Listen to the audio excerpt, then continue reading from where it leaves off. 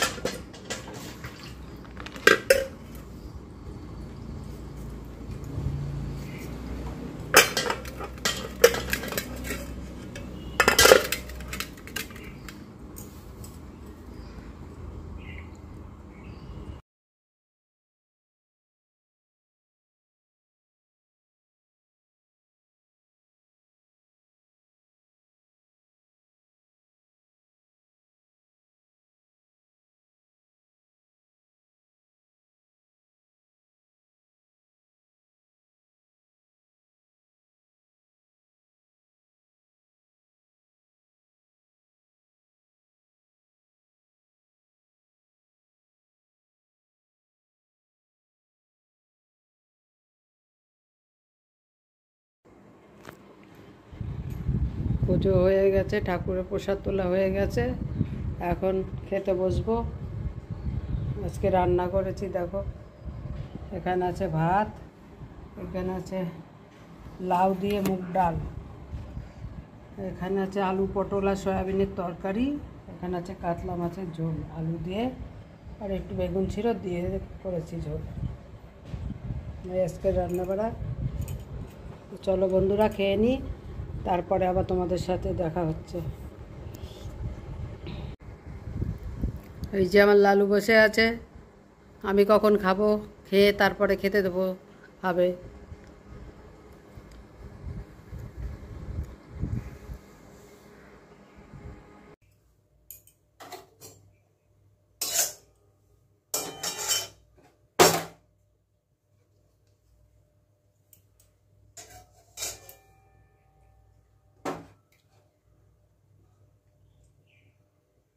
দেখো বন্ধুরা, এখন আমার দুপুরের খাওয়া দাওয়া হয়ে গেছে, এখন আমি আচার বানাচ্ছি। ঝড়ে কিছু আম পড়েছিল, সেই আম দিয়ে আচার বানাবো।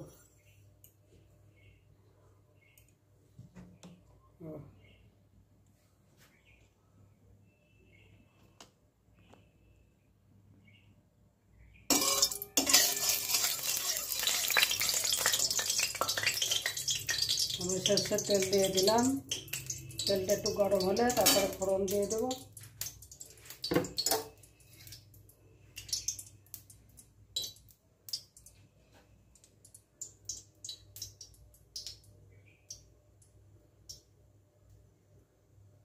ফোড়নে দিলাম তেজপাতা, শুকনো লঙ্কা আর পাঁচফোড়ন।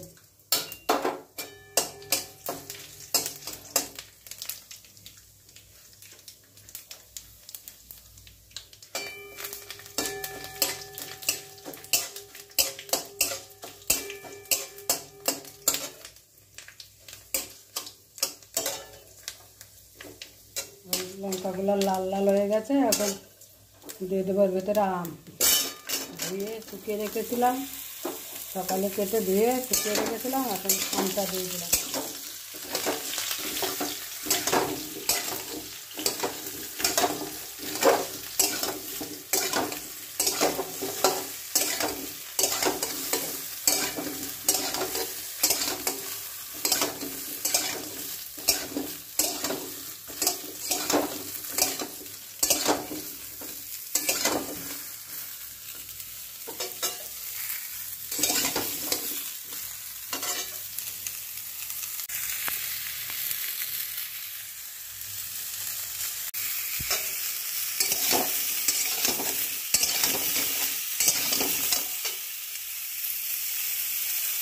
এই দেবো পরিমাণ মতো লবণ,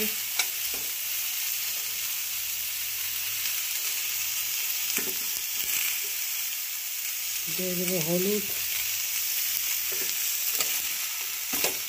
তার জন্য এক রকমভাবে রান্না করে আমের আচার, আমরা এইভাবে করি, এটাই দেখাচ্ছি।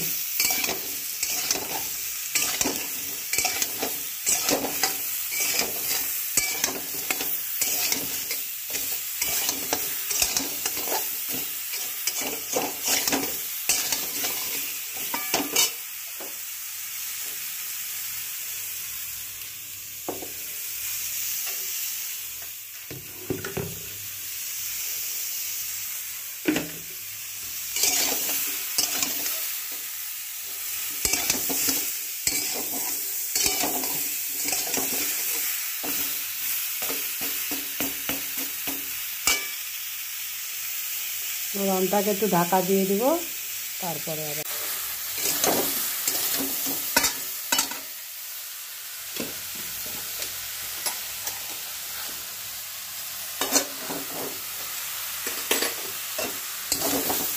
আমটা একটু কষা হয়ে গেছে, এবার দিয়ে দিলাম গুড়।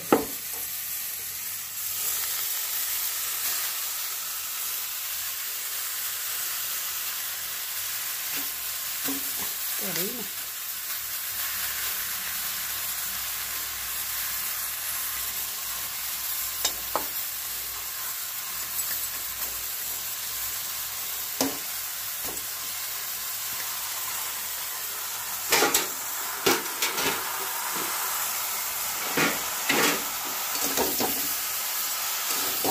প্রায় 400 গ্রাম মতো গুড় আছে।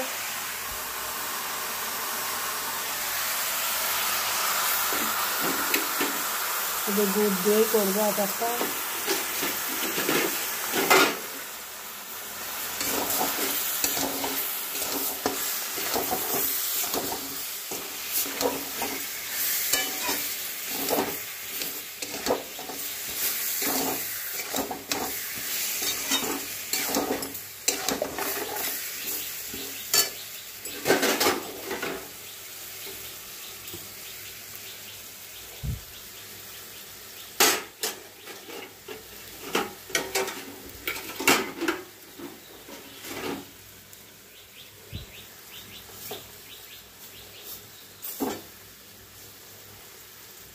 আমার মা ঠাকুমাকে দেখতাম এই আমের চুকলা ছাড়াতো না, আমের চুকলা একটু আটি, অল্প একটু শক্ত হতো আটিটা, সেই আম চোকলা শুধু কেটে 4 ফালি করে কেটে সেই আচার আর বানাতো, সেটা যেন আরও স্বাদ লাগতো।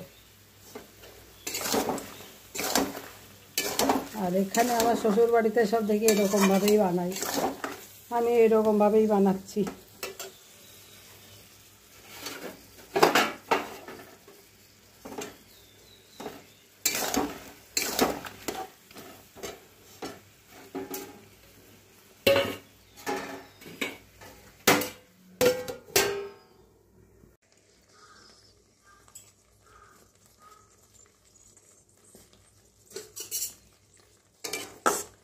দেখো বন্ধুরা, এখন আমার আচার কমপ্লিট, আচার বানানো হয়ে গেল।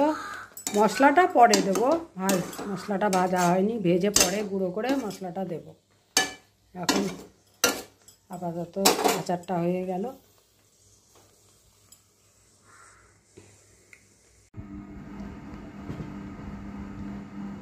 বন্ধুরা, এখন বাজে রাত্রির 8টা, এখন একটু চা মুড়ি নিয়ে বসেছি। সন্ধ্যার টিফিন মুড়ি, চাল ভাজা মুড়ি আর দুধ চা। তো বন্ধুরা, এখানে আমি ব্লগটা শেষ করছি।